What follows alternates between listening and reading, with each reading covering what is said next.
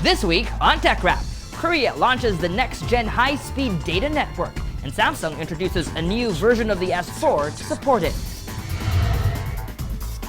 Sony introduces what could possibly be the world's first water-resistant phablet. And we throw the HTC One, the Samsung Galaxy S4, and the iPhone 5 into the TechRap battle ring for a camera phone shootout. 3 amazing phones, but only one winner.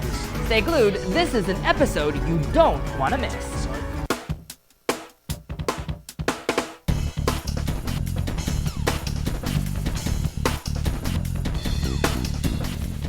Hi, I'm Michael Josh, and this is TechRap, your weekly source for tech news, gadget reviews, app recommendations, and social media tips.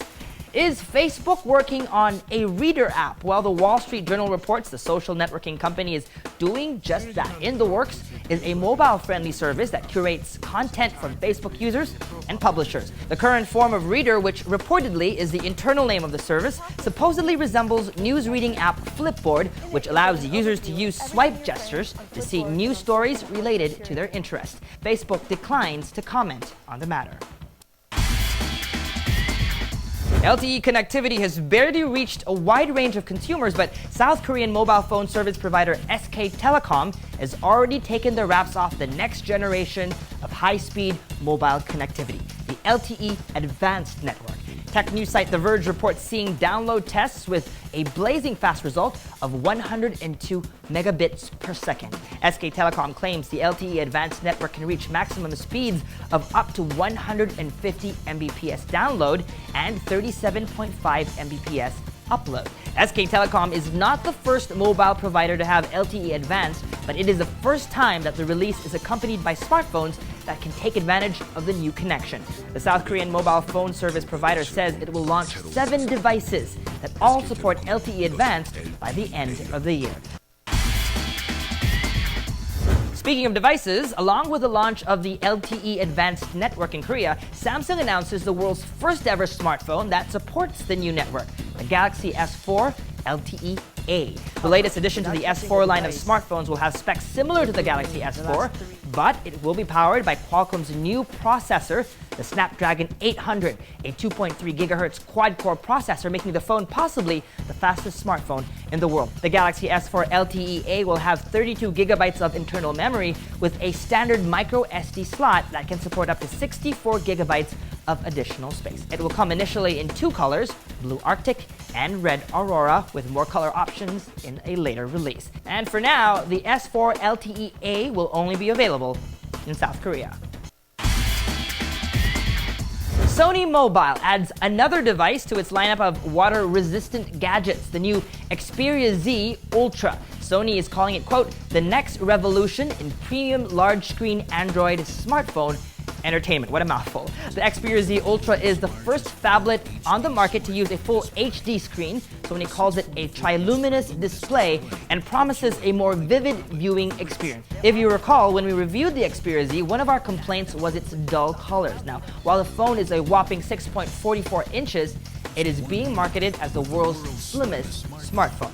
But it's not slim on specs. The phone is powered by a Qualcomm Snapdragon 800, 2.2 GHz quad-core processor, and comes with LTE connectivity. Like the original Xperia Z, the phablet is both water and dust resistant with IP55 and IP58 ratings. The Xperia Z Ultra will launch globally in the 3rd quarter of 2013. Microsoft previews an update to its upcoming operating system, Windows 8.1. The update includes a lot of much requested improvements to the desktop OS, including the return of the Windows Start button, now a permanent fixture on the bottom left side of the screen. When you click on it, it brings up the Windows Start screen, the one with all the live tiles on it, not the desktop. Users also get more personalization options, including new sizes for live tiles and moving backgrounds. Search has also been improved, with Microsoft's search engine Bing now powering the entire interface. Search also includes a new hero mode that brings up photos and videos when you search for artists. We're not sure if that feature will work with other kinds of search terms. There are also a couple of app upgrades. Internet Explorer 11, for example, now allows an unlimited number of tabs. There are also new Metro-style apps for alarms, calculator, and sound recorder, while the camera app gets a new panorama mode. We also hear that Microsoft is working on Metro-style versions of its Office suite. Now, that we're excited about. While Windows 8.1 is now available for preview, it is still in pre-beta, so install with caution. If you want to give it a spin, you can download it from Microsoft's preview site. We'll post a link on our story page.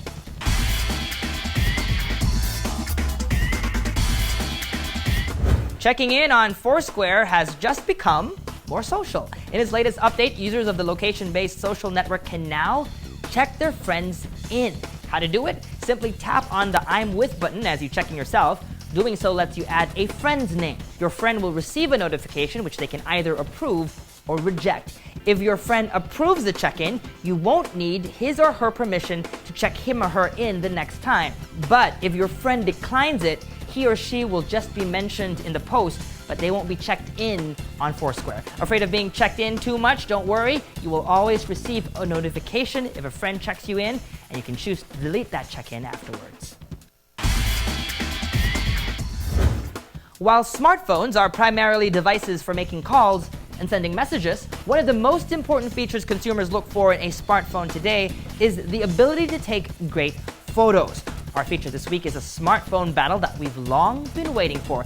In the ring, the iPhone 5, the HTC One, and the Samsung Galaxy S4. Which phone has the best camera of the bunch? Arguably three of the most sought-after smartphones in the market today, the iPhone 5, the HTC One, and the Samsung Galaxy S4 are all excellent phones in their own right, each with impressive cameras. The iOS-based iPhone 5 sports an 8-megapixel camera with a lens made of sapphire crystal, while the Android-based Galaxy S4 sports a 13-megapixel shooter with backside illumination technology. The HTC One loses points in the megapixel category, effectively shooting only at 4.3 megapixels, but touts a larger sensor and what it calls ultra-pixels. Different lenses, different sensors, different software to back it up, but in real-world use, which smartphone takes the best photos? That's what we set out to answer. We put the phones to the test in different lighting conditions.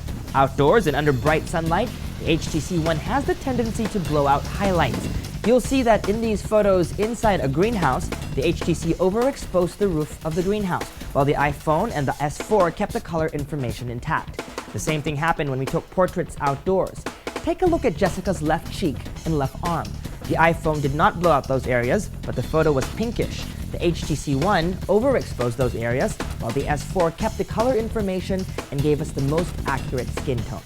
We also noticed that even on bright sunny days, the iPhone tends to shoot photos that are on the gloomy side. You'll see that in these photos. The S4, meanwhile, is fond of producing more vibrant shots, sometimes more vibrant than in real life.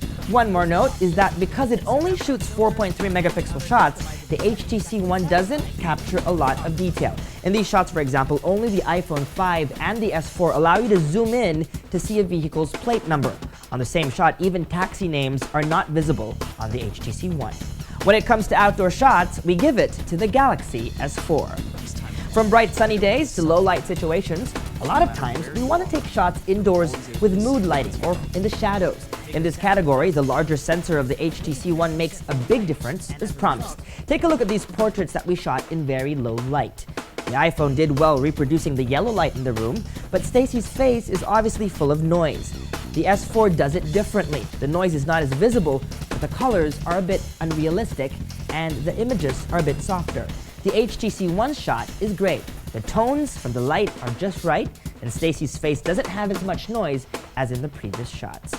We took this next shot in a room with hardly any light and without a flash. The S4 gives you a realistic shot in the sense that this is exactly how the room looked like in those lighting conditions, but as a photo, it doesn't quite work. The iPhone tried its best to bring out the details in the photo. You'll see everything we tried to take a photo of, but by compensating, it brought out too much noise. Again, the HTC One reigns supreme in this series.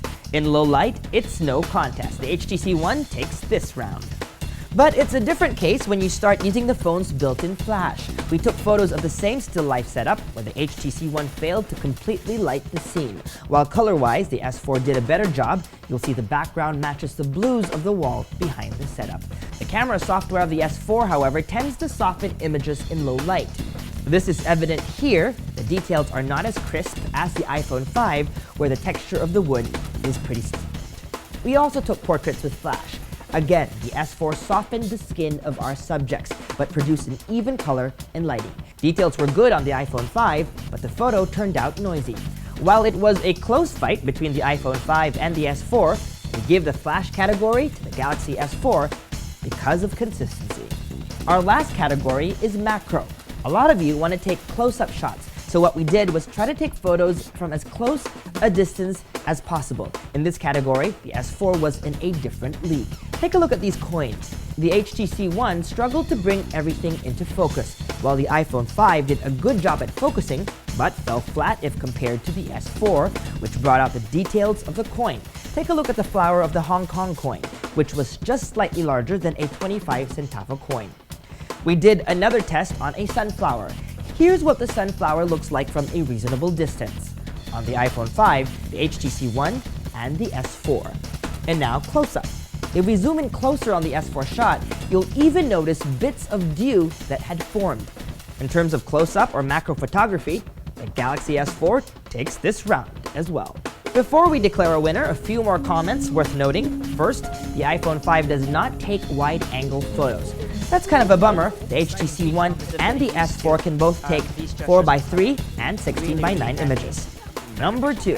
From the lock screen, the Galaxy S4's camera takes the slowest to boot up, that's 4 seconds, compared to the iPhone 5 and the HTC One, which take about 2 seconds.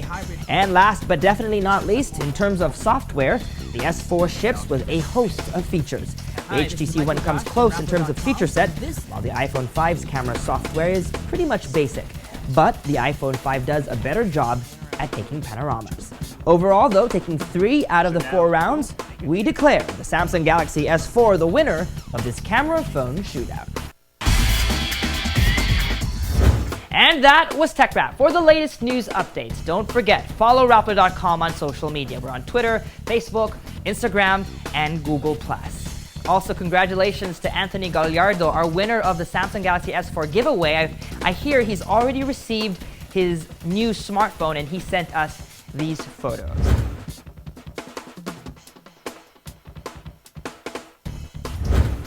If you have any tech questions, don't hesitate to send me an email. It's techrap@rappler.com, or if you'd like to do so on Twitter, you can also just use the hashtag TechRap. As always, I ask if you love the show, if you like the show, just pass it along, share it on all your social media accounts. That's all for this week, folks. I'm Michael Josh. Thanks for dropping by.